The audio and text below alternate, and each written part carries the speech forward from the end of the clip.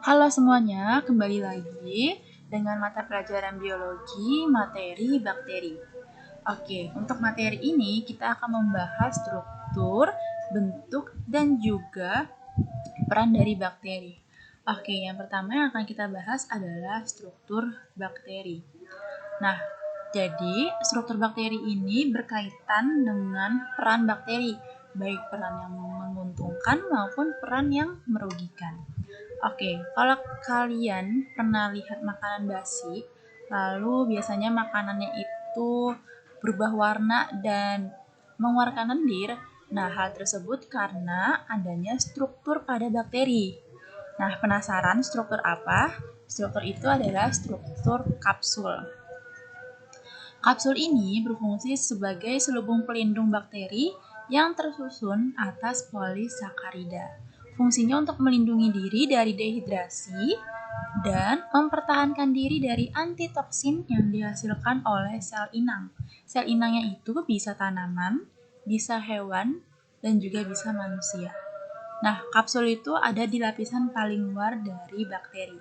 Mana ya kapsul? Nah, ini yang warnanya oranye ini ya. Ini nih namanya kapsul. Kapsul itu hanya dimiliki oleh bakteri yang patogen. Jadi kan banyak ya bakteri. Gak hanya yang patogen tapi juga bisa menguntungkan. Nah, kalau kapsul biasanya itu hanya ada pada bakteri yang patogen atau menyebabkan penyakit. Nah, kapsul itu tersusun dari senyawa yang kental dan lengket yang disekresikan oleh bakteri. Kalau kapsul itu sendiri tersusun dari glikoprotein, yaitu senyawa campuran antara glikogen dan juga protein, seperti namanya glikoprotein. Nah, kalau yang lapisan lendir itu tersusun dari air dan juga polisakarida. Gitu ya teman-teman. Makanya kalau makanan basi suka ada lendirnya. Itu karena kapsulnya itu mengeluarkan lendir. Oke, kita lihat penampang atau penampilan kapsul kalau di mikroskop. Kayak gini ya. Ini yang warna itu adalah kapsul yang warna putih. Oke, kita lanjut ke struktur yang selanjutnya, ada dinding sel. Kalau kapsul itu lapisan paling luar pada bakteri patogen, maka di lapisan agak ke dalamnya itu ada yang namanya dinding sel. Dinding sel ini tersusun dari peptidoglikan dan fungsinya untuk melindungi sel terhadap lingkungannya. Nah, dinding sel ini juga tersusun dari protein yang berikatan dengan polisakarida. Fungsinya menjaga sel agar tidak pecah dalam lingkungan yang memiliki tekanan osmotik yang lebih rendah atau biasanya dikenal dengan hipotonis gitu. Oke, kita lanjut ke membran plasma. Membran plasma ini ada di bagian dalam dari dinding sel. Jadi kan paling luar tadi ada kapsul, terus dalamnya lagi tadi ada dinding sel, terus yang hijau-hijau ini, nah ini namanya adalah membran plasma. Nah, tersusun dari molekul lemak dan protein yang sifatnya fosfolipid gitu ya. Dan fungsinya untuk membungkus plasma serta mengatur pertukaran mineral dari sel dan keluar sel. Kita lihat susunan dari membran plasma.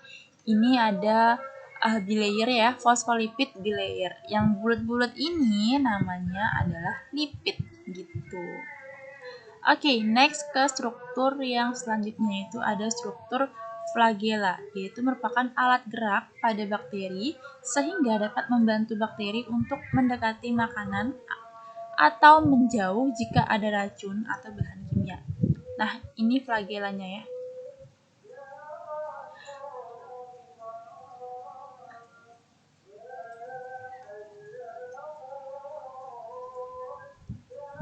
Kita hapus dulu yang udah coret-coret tadi, oke? Nah, sekarang kita tunjuk lagi bagian flagellanya. Ini dia flagellanya. Flagella itu nggak hanya ada di satu sisi. Kadang ada yang di sini, kadang ada yang di sini, kadang hanya cuma ada di kedua sisi gitu ya. Jadi ada banyak jenisnya. Jangan sampai ketukar antara flagella dengan pili dan juga fimbriae. Nah, nanti kita akan lihat bedanya ya. Oke, kita next ke struktur selanjutnya, yaitu ada DNA. DNA bakteri ini tidak tersebar dalam sitoplasma, tetapi terdapat dalam nukleoid. Nih ya, ini nukleoid. Oke, nah nukleoid ini juga ada plasmid gitu. Selain nukleoid, ada plasmid yang hanya ada ditemukan pada organisme prokaryotik. Kalau tanaman, manusia, dan hewan kan itu eukaryotik ya. Kalau bakteri itu disebut dengan prokaryotik. Jadi, plasmid ini mengandung gen-gen tertentu, misalnya gen patogen dan gen kebal antibiotik, atau biasanya disebut dengan gen resisten antibiotik resisten ya. Plasmid juga mampu memperbanyak diri. Dalam satu sel bakteri bisa terbentuk kurang lebih 20 plasmid. Kenapa sih plasmid ini mampu memperbanyak diri? Karena di dalam plasmid ini yang kayak lingkaran, ini dia punya gen pengkode sehingga dia mampu memperbanyak diri sendiri gitu. Jadi dia bisa mereplikasi diri sendiri tanpa harus dipengaruhi oleh organel yang lainnya. Oke, kita next ke video yang selanjutnya. Video selanjutnya kita akan bahas mengenai ribosom, sitoplasma, dan juga pili.